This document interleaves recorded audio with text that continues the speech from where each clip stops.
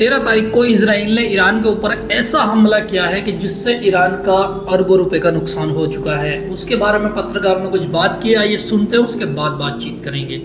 Iran पर Israel हमले में अब रूस की तरफ से भी प्रतिक्रिया आई है और रूस ने इसकी निंदा की है। इजराइल का इस तरह से हमला मंजूर नहीं है, तो रशिया अब यहाँ पर ईरान की तरफ बोलता हुआ नजर आ रहा है। उन्होंने निंदा की है इजराइल के हमले की। जाकिर हुसैन साहब, ये तो बिल्कुल अच्छी बात यहाँ पर नहीं है। अमेरिका और रशिया आमने सामने होते हुए दिख रहे हैं ऐसे तो।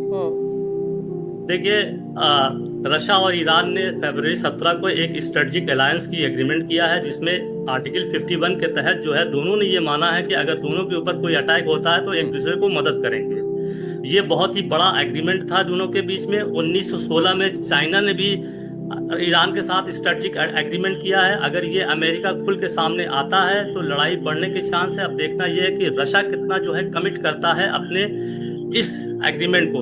हम ये भी जानते हैं कि ईरान ने रशिया की बड़ी मदद किया है यूक्रेन में, अपने शाही ड्रोन को देकर, जिससे जो है रशिया को बहुत मदद मिली।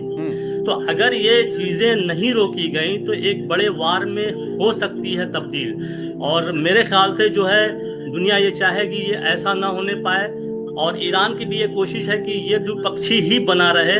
और सबसे बड़ी बात यह है कि रशिया इजराइल ने जो कहा है कि 14 दिन का ये ऑपरेशन है, क्या 14 दिन में ये पूरा ईरान का न्यूक्लियर वेपन खत्म कर पाएंगे? अगर नहीं कर पाते हैं तो फिर का मतलब तो ये भी है ना कि 14 दिन तक तो तनाव यहाँ पर बड़ा रह सकता है। उसके बाद हालात क्या होंगे ये तो देखना होगा। लेकिन ये बिल्कुल अपने आप में चिंता पैदा करने वाली बात है कि 14 दिन तक ये तनाव यहाँ पर बढ़ सकता है। अशरफ, लेकिन इजराइल के सामने अगर ईरान की क्षमता की हम यहाँ पर बात करें तो अगर ये युद्ध यहाँ पर बढ़ती है तो ईरान किस स्थिति में है? क्योंकि अभी शुरुआती हमले हुए उसमें काफी नुकसान होने की खबर है ईरान में।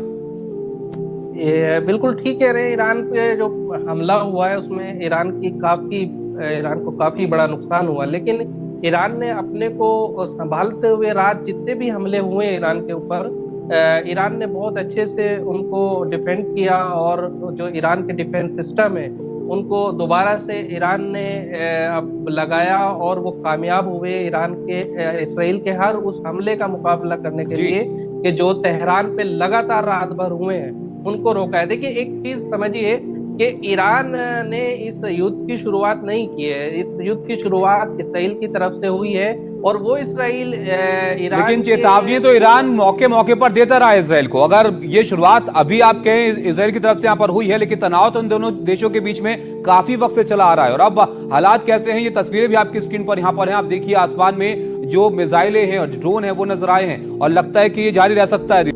देखिए दोस्तों, आपने ये 14 दिन का ऑपरेशन का है जो है इन्होंने अनाउंसमेंट किया है कि 14 दिन तक हम लगातार हमले करते रहेंगे और उसका क्या ईरान ऐसे ही जवाब देता रहेगा। पहले भी बहुत अच्छे से उसने पहला जो हमला था डिफेंड कर लिया है, लेकिन अभी अगर 14 दिन लगातार ये बढ़ती रही जंग तो बहुत बुरे हालात होने, वर्ल्ड वॉर भी हो सकती है पूरी। अगर जैसे चीन ने बताया कि चीन ने कहा है ईरान से कि हम तेरे साथ हैं, और रसिया भी उसके ईरान के साथ है, लेकिन अमेरिका और ये इजराइल ये आखिर क्यों चाहते हैं ईरान को ख़त्म करना, या ईरान पर हमला क्यों करवाया है?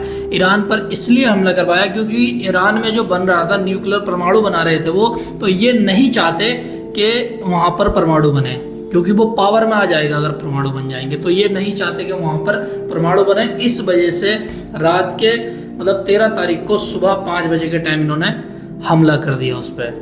अगर इस तरीके से ये हमले चलते रहे तो क्या वर्ल्ड वॉर हो जाएगी। अगर ये हुई तो भाई लाखों करोड़ों लोग मरते हैं इसमें। अगर ये वर्ल्ड वॉर हो गई तो वर्ल्ड वॉर 3 होगी, अगर ये हुई तो 3rd होगी। ये मतलब तीसरी बार ऐसा होगा। 2 बार पहले भी हो चुकी है जिसमें बहुत नुकसान हुआ है।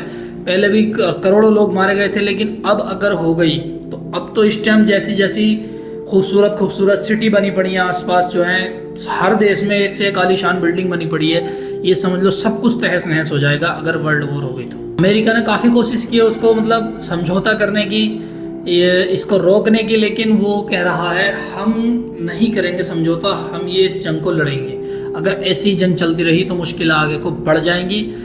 ईरान और इजराइल की, कोई ईरान भी ना कमज़ोर है ना इजराइल कमज़ोर है। मुकाबला जब इनका होगा तो बहुत नुकसान होने वाला है, बहुत तहस नहस होने वाली है बिल्डिंगें, जो ये बड़ी बड़ी आलीशान बिल्डिंगें बनी पड़ी हैं।